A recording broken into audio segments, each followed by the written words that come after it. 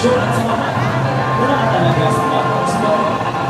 Kahit ang pagdadagdaga sa mga kabatang si Maria ay ginagawa at maging profesional, lalo na ng simbahan.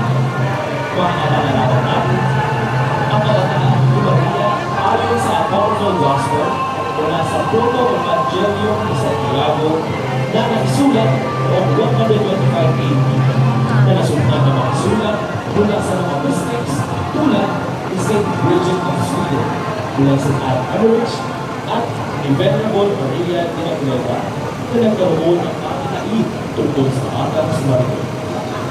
Ayon sa mga banal na manunungan, nabanggit nila na ang mga magulang ng Maria ay sila Santa Ana at San Joaquin. Mga magulang ng banal ang lamang naging pag-ugnayan sa Diyos, lalong higit sa mga pagsasakagumpay ng karang Diyos tungkol sa kaligtasan ng sangkatauhan.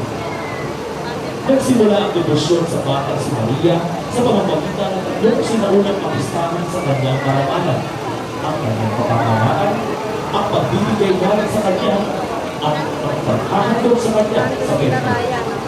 Ang kapistahan ito ay nakatuloy din sa kapistahan ng Panginoon.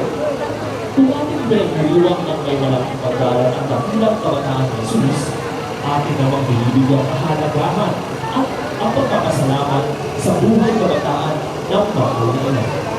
Ang imahe ng Dahiga Maria ay nasa pangangalaga ni Ginoong King Francis.